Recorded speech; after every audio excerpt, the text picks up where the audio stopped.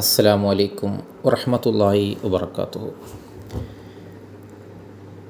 ദൈവഭയവും സുപ്രതീക്ഷയും. ഹസ്രത്ത് അനസ് റളിയല്ലാഹു അൻഹുവിൽ നിന്ന് നിവേദനം. നബി സല്ലല്ലാഹു അലൈഹി വസല്ലമ തങ്ങൾ മരണാസന്നമായി കിടക്കുന്ന ഒരു യുവാവിൻ്റെ അടുത്തു ചെന്ന് ചോദിച്ചു, എന്താണ് നിൻ്റെ അവസ്ഥ? യുവാവ് പറഞ്ഞു, ഞാൻ അല്ലാഹുവെങ്കിൽ പ്രതീക്ഷയർപ്പിക്കുന്നു, എൻ്റെ പാവങ്ങളെക്കുറിച്ച് ഭയപ്പെടുകയും ചെയ്യുന്നു. നബി സല്ലല്ലാഹു അലൈഹി വസല്ലമ തങ്ങൾ പറഞ്ഞു, മരണസമയത്ത് ആരെങ്കിലും ഈ രണ്ട് കാര്യങ്ങൾ ഉണ്ടെങ്കിൽ അള്ളാഹു അവൻ്റെ പ്രതീക്ഷ സഫലമാക്കുകയും അവനെ നിർഭയനാക്കുകയും ചെയ്യും. ഹസ്രത്ത് ഹസൻ ബസ്രി റളിയല്ലാഹു അൻഹുവിൽ നിന്ന് നിവേദനം. നബി സല്ലല്ലാഹു അലൈഹി വസല്ലമ തങ്ങൾ പറയുകയുണ്ടായി, അള്ളാഹു പറഞ്ഞിട്ടുണ്ട്, എൻ്റെ ദാസന്മാരിൽ രണ്ട് തരത്തിലുള്ള ഭയം ഞാൻ ഒരുമിച്ച് കൂട്ടുകയില്ല. ഇഹലോകത്ത് അവൻ എന്നെ ഭയന്ന് ജീവിച്ചാൽ പരലോകത്ത് ഞാൻ അവനെ നിർഭയനാക്കും. ഇഹലോകത്ത് എന്നെക്കുറിച്ച് അവൻ നിർഭയനാണെങ്കിൽ പരലോകത്ത് അവന് ഞാൻ ഭയാക്രാന്തനാക്കും. ഹസ്രത്ത് അബൂ ഉറൈ റളിയല്ലാഹു അൻഹുവിൽ നിന്ന് നിവേദനം. നബി സല്ലല്ലാഹു അലൈഹി വസല്ലം തങ്ങൾ പറഞ്ഞിരിക്കുന്നു, അള്ളാഹു പറഞ്ഞിട്ടുണ്ട്, ഒരു അടിമ എന്നെപ്പറ്റി എന്താണോ ധരിച്ചത് അതാണ് അവനെക്കുറിച്ച് ഞാനും ധരിക്കുക. ഒരാൾക്ക് എന്നെപ്പറ്റി നല്ല വിചാരമാണുള്ളതെങ്കിൽ അവനെക്കുറിച്ച് ഞാനും നല്ലത് വിചാരിക്കും. എന്നെപ്പറ്റി ചീത്ത വിചാരമാണ് അവനുള്ളതെങ്കിൽ അവനെപ്പറ്റി എനിക്കും ചീത്ത വിചാരമാണ് ഉണ്ടാവുക. ഹസ്രത്ത് മുആദ് ബിനു ജബൽ റളിയല്ലാഹു അൻഹുവിൽ നിന്ന് നിവേദനം. നബി സല്ലല്ലാഹു അലൈഹി വസല്ലം തങ്ങൾ പറഞ്ഞു, നിങ്ങൾ ആഗ്രഹിക്കുകയാണെങ്കിൽ അന്ത്യനാളിൽ അല്ലാഹു തആല വിശ്വാസികളോട് ഏറ്റവും ആദ്യം എന്താണ് ചോദിക്കുകയും എന്തു മറുപടിയാണവർ പറയുന്നതെന്നും നിങ്ങൾക്ക് ഞാൻ പറഞ്ഞു തരാം. സ്വഹാബത്ത് പറഞ്ഞു, അതെ അള്ളാഹുവിൻ്റെ ദൂതരെ, അങ്ങ് പറഞ്ഞു തന്നാലും. നബി സല്ലല്ലാഹു അലൈഹി വസല്ലം തങ്ങൾ പറഞ്ഞു, അള്ളാഹു തആല ചോദിക്കും, വിശ്വാസികളെ, നിങ്ങൾ ഞാനുമായി കണ്ടുമുട്ടുന്നതിനെ ഇഷ്ടപ്പെട്ടിരുന്നോ? അവർ പറയും, അതെ ഞങ്ങളുടെ നാഥ. പിന്നീട് ജനങ്ങൾ പറയും, നിൻ്റെ മാപ്പും പാപമോചനവും നിന്നിൽ നിന്ന് ഞങ്ങൾ പ്രതീക്ഷിക്കുന്നു.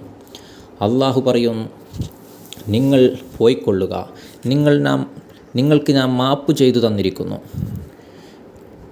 ശുഹബുൽ ഈമാൻ എന്ന ഗ്രന്ഥത്തിൽ ഹസ്രത്ത് അബൂ ഗലാബിലി റളിയല്ലാഹു അൻഹുവിൽ നിന്ന് അദ്ദേഹം പറഞ്ഞു, ഞാൻ ഷാം രാജ്യത്തായിരുന്നു.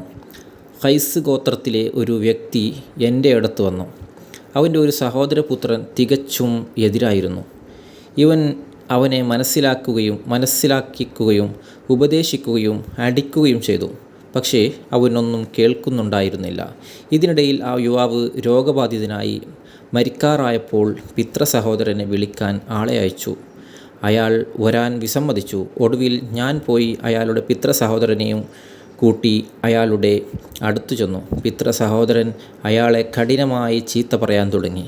എടോ ദൈവത്തിൻ്റെ ശത്രു, നീ ഇന്ന തെറ്റുകളൊക്കെ ചെയ്തില്ലേ? അവൻ പറഞ്ഞു, പിതൃസഹോദര, എന്നെ ഈ സ്ഥിതിയിൽ എൻ്റെ മാതാവിനെ ഏൽപ്പിച്ചാൽ അവർ എന്നോട് എങ്ങനെ വർത്തിക്കും? അദ്ദേഹം പറഞ്ഞു, നിന്നെ അവർ സ്വർഗത്തിലേക്ക് കൊണ്ടുപോകും. യുവാവ് പറഞ്ഞു, അള്ളാഹുവിനെ തന്നെ സത്യം, എൻ്റെ മാതാവിനേക്കാൾ കൂടുതൽ എന്നോട് കരുണ ചെയ്യുന്നവനാണ് അള്ളാഹു. ഇതിനിടയിൽ യുവാവ് മരണമടഞ്ഞു. പിതൃസഹോദരൻ അവനെ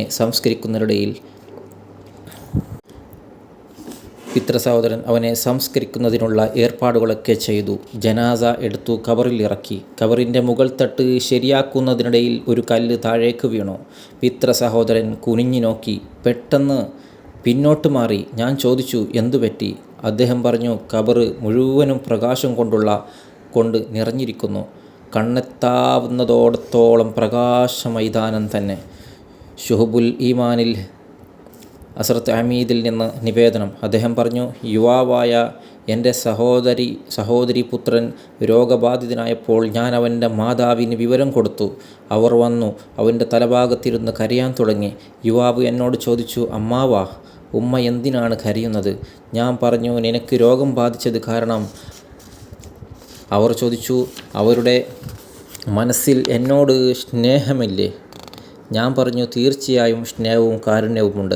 യുവാവ് പറഞ്ഞു, അല്ലാഹു തആലക്ക് എന്നോട് അതിനേക്കാൾ സ്നേഹമുണ്ട്. അവൻ മരണമടഞ്ഞപ്പോൾ ഞാൻ അവനെ ഖബറിൽ ഇറക്കി വെച്ചത് ഖബറിൻ്റെ മുകളിൽ കല്ല് എത്തുന്നതിനിടെ ഉള്ളിലേക്ക് നോക്കിയപ്പോൾ കണ്ടത് വലിയ ഒരു മൈതാനം. ഞാൻ എൻ്റെ കൂടെയുള്ളവനോട് ചോദിച്ചു, നീ കാണുന്നുണ്ടോ? അവൻ പറഞ്ഞു, അതെ, ഞാൻ കാണുന്നുണ്ട്. ഇത് അവൻ അവസാന സമയത്ത് പറഞ്ഞതിൻ്റെ പ്രതിഫലമായിരുന്നു. അള്ളാഹുവിനെപ്പറ്റി നല്ല ധാരണ അവൻ വെച്ചു പുലർത്തിയത്. അതാണ് ഇതിന് കാരണം. ഹദീസ് ഒന്ന് കേൾക്കുക. ഹസ്രത്ത് ജാബിർ റളിയല്ലാഹു അൻഹുവിൽ നിന്ന് നിവേദനം. അദ്ദേഹം പറയുന്നു, വഫാത്താകുന്നതിന് 3 ദിവസം മുമ്പ് നബി സല്ലല്ലാഹു അലൈഹി വസല്ലം തങ്ങൾ പറയുന്നതായി ഞാൻ കേട്ടു. നിങ്ങളിൽ ആരെങ്കിലും മരിക്കുകയാണെങ്കിൽ അള്ളാഹുവിനെക്കുറിച്ച് നല്ല ധാരണ വെച്ചുകൊണ്ട് മരിക്കണം. അള്ളാഹുവിനെക്കുറിച്ച് സൽവിചാരം സൽക്കർമ്മങ്ങളിൽ നിന്നുണ്ടാകുന്നത് അള്ളാഹുവിനെക്കുറിച്ച് സദ്വിചാരം ഉണ്ടാക്കാത്ത വിധം സൽക്കർമ്മങ്ങൾ ചെയ്യണം എന്നാണ് അവിടെ വിവക്ഷിക്കുന്നത്. ഹദീസ് ഒന്ന് കേൾക്കുക.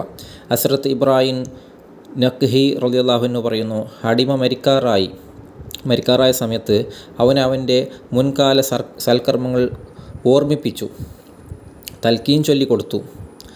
അവൻ്റെ മനസ്സിൽ അള്ളാഹുവിനെക്കുറിച്ചുള്ള സൽവിചാരം ഉണ്ടാക്കാനാണ് ആദ്യകാലത്തെ ആളുകൾ ഇഷ്ടപ്പെട്ടിരുന്നത്. ഹദീസ് ഒന്ന് കേൾക്കുക. ഹസ്രത്ത് അഖബത്തുവിനു മുസ്ലിം പറയുന്നു, അള്ളാഹുവിനെ ദർശിക്കാനുള്ള അഭിനിവേശത്തേക്കാൾ കൂടുതൽ അടിമയുടെ ഒരു കാര്യവും അള്ളാഹുവിന് പ്രിയങ്കരമല്ല. ഹസ്രത്ത് അനസ് റളിയല്ലാഹു അൻഹു പറയുകയുണ്ടായി, നബി സല്ലല്ലാഹു അലൈഹി വസല്ലം നിർദ്ദേശിച്ചിരിക്കുന്നു, നിങ്ങളിൽ ആരെങ്കിലും മരിക്കുകയാണെങ്കിൽ അള്ളാഹുവിനെക്കുറിച്ച് സൽവിചാരം പുലർത്തിക്കൊണ്ടായിരിക്കണം, നല്ല വിചാരമുണ്ടായിരിക്കണം എന്നാണ് മരിക്കുന്നത്. എന്തുകൊണ്ടെന്നാൽ അള്ളാഹുവിനെക്കുറിച്ച് നല്ല വിചാരമാണ് സ്വർഗത്തിൻ്റെ വില. അതായത് അള്ളാഹുവിനെക്കുറിച്ച് നല്ല വിചാരം പുലർത്തുന്നവനോ അവൻ സ്വർഗവാസിയായിരിക്കും.